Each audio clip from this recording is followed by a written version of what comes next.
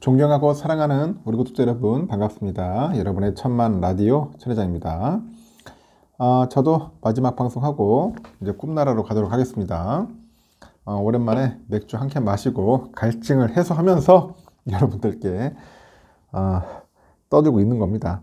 여러분들 앞에 떠들고 있는데 여러분들 어디 하루 고생하셨어요. 한 주 동안 고생하셨고 열심히 살았잖아. 열심히 살았으니까 토요일 일요일 편하게 쉬세요. 놀고 즐기십시오. 그런데 내일 비 온다네. 참 비 와가지고 너무나 아쉽습니다.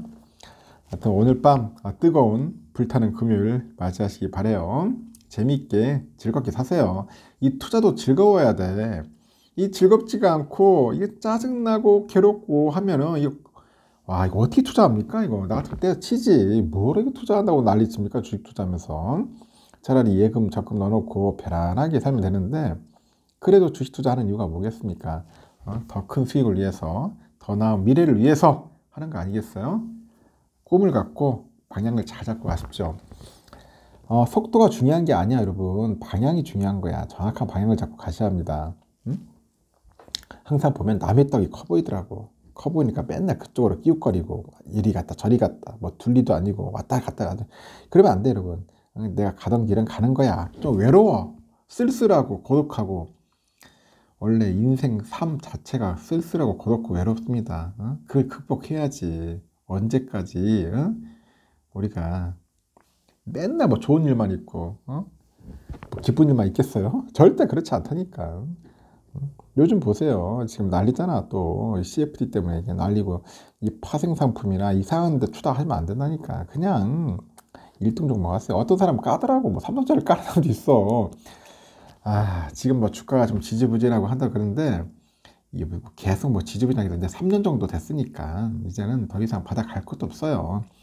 보통 길면은 한 3년 갑니다.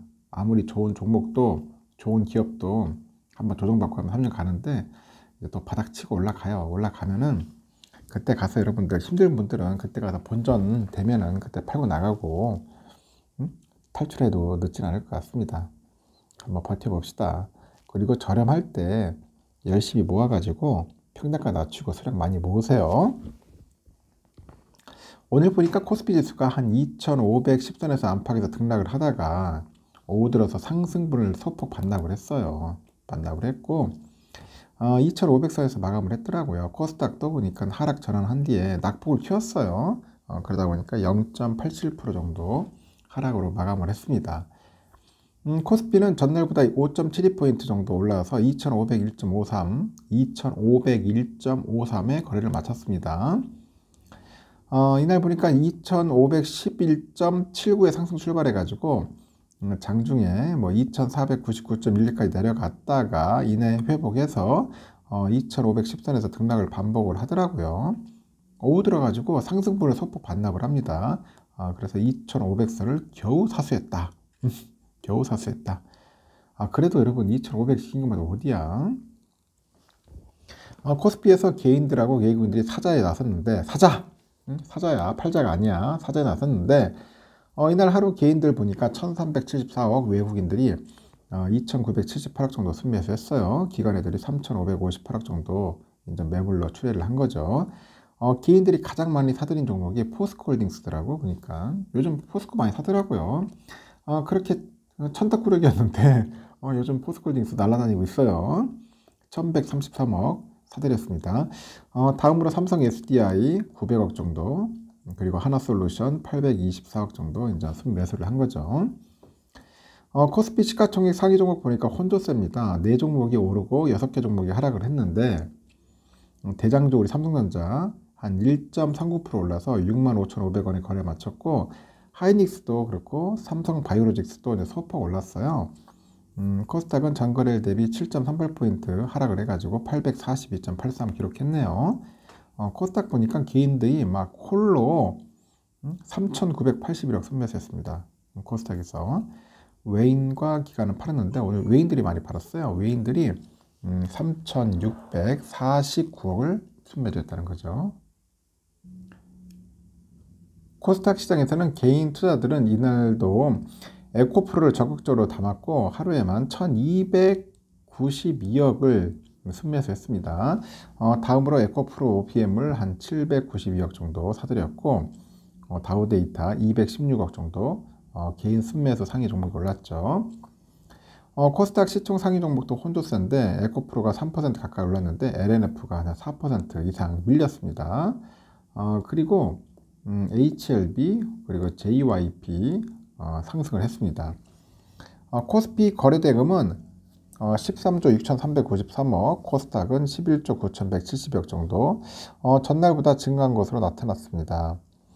소시에테 제너럴 증권 그 사태로 인해 가지고 연일 하한가를 기록했던 선광, 대성홀딩스, 서울가스, 하림지 등 그런 기업들은 지난 20일부터 전날까지 연일 하한가 기록하고 이날은 이제 반등에 성공했어요. 2년 4개월 만에 그 거래가 재개된 KG 모빌리티, 시초가 대비 5.18% 올라서 13,820원에 거래 마쳤습니다.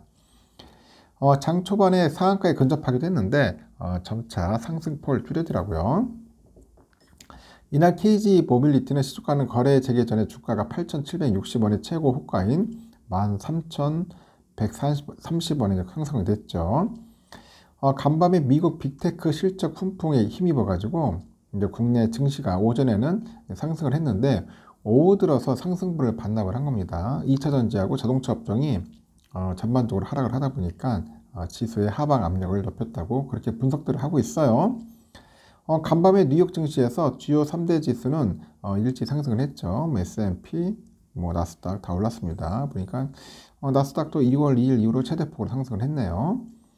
이렇게 빅테크 기업들의 탄탄한 실적 랠리의 투자 심리가 인전 개선된 것으로 풀이되는데 뉴욕 증권거래소에서 다우 지수는 전장보다 1.57% 올라가지고 33,826.16에 거래 마쳤고 S&P 500도 1.96 상승했죠. 4,135.35. 나스닥도 2.43% 정도 급등을 해가지고 12,142.24에 장을 마쳤습니다. 비트코인 보니까 소폭 오르고 있네요.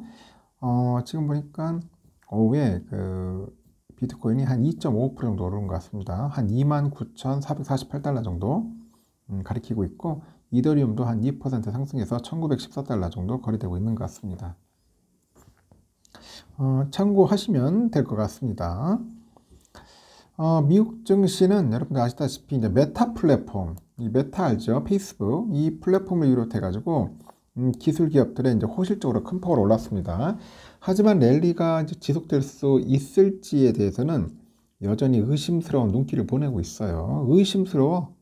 또 폭락하는 거 아니야? 하면서도 가장 큰 이유는 올 들어서 상승세를 주도한 기술주를 중심으로 증시의 밸류에이션이 너무 높다, 너무 높아졌다 그런 이야기인데 아울러서 올 하반기 경기 침체 위험이 여전하다는 점도 증시의 복뼈입니다.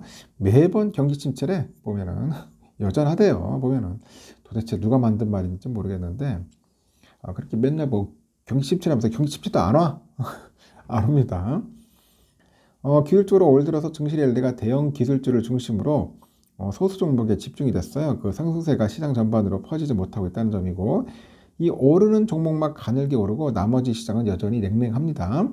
이게 빅테크 기업들 가운데 보니까 애플만 실적 발표를 남겨두고 있어서 어닝 시즌도 절정을 지난 느낌입니다. 이제는 다음 주에 있을 FOMC 주목을 할 때예요. 다음 주 FOMC에서 금리가 0.25%포인트 인상될 것으로 전망이 되고 있고 중요한 것은 이번 금리 인상이 긴축 사이클의 마지막 금리 인상이 될지 여부입니다. 현재로서는 마지막 금리 인상이 될 가능성이 높아 보이고 이 경우 지금이 주식을 매수할 때라는 분석이 또 제기돼 가지고 관심을 끕니다. 투자 그 뉴스레터하고 과거 데이터를 분석해 가지고 증시를 전망하는 그 마크 허버트라는 게 있는가 봐요. 그래서 보니까 그 마키더치 기고한 글에 그 사람이 마크 허버트라는 사람이 1990년 이후 금리 인상 주기를 분석해 보니까 마지막 금리 인상이 이루어진 시점에 S&P 500 지수에 투자할 경우 높은 수익률을 올릴 수 있대. 높은 수익률. 차트를 보면은 연준이 마지막으로 금리를 올린 뒤에는 1개월, 3개월, 6개월, 12개월 후 수익률이 모두 누적적으로 올라가는 모습을 보였다. 특히 마지막 금리 인상 이후 12개월이 지난 뒤에는 S&P죠. S&P 500 지수의 그 평균 수익률이 20%를 넘었다는 겁니다. 제가 여러분들에게 해주고 싶은 건 뭐냐면 S&P 500 관련된 ETF 많이 모으세요. 제가 볼 때는 제일 좋은 ETF는 S&P 500 ETF입니다. 반면에 첫 금리 인하가 이뤄진 이유는 예상과 달리 S&P 500 지수의 수익률이 미미했는데 1개월하고 6개월, 12개월 뒤에는 간신히 플러스 수익률을 유지했고 3개월 뒤에는 오히려 마이너스 수익률을 나타냈다고 하죠.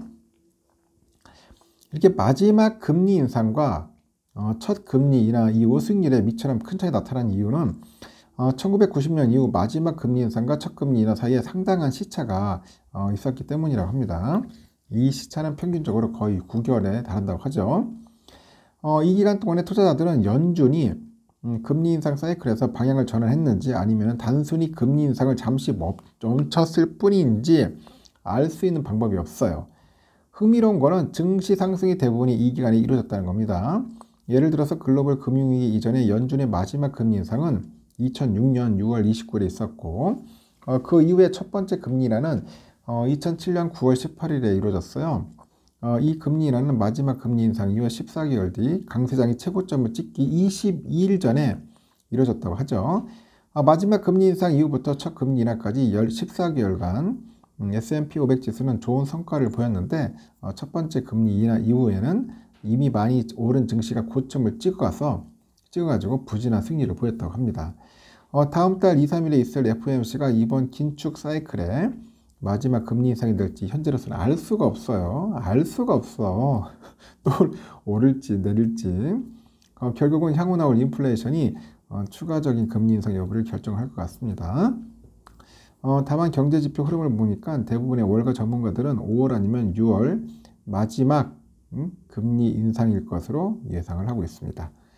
참고하시면 좋을 것 같고요. 하여튼 여러분 힘내세요. 여러분이 저하고 여러분들 같이 가는 겁니다. 끝장냅시다. 한번 끝에서 무리하게 하라는 게 아니라 여러분도 그렇고 저도 그렇고 잘 될 겁니다. 하여튼 여러분 자신감 갖고 읽지 마십시오. 무리하게 하지 마시고 약간 보수적인 마인드로 조금씩 길게 멀리 이게 바라보면서 투자에 임하셨으면 좋겠습니다. 편안하게 주무시고 내일 새벽 6시 1교시에 뵙도록 해요. 여러분 굿나잇.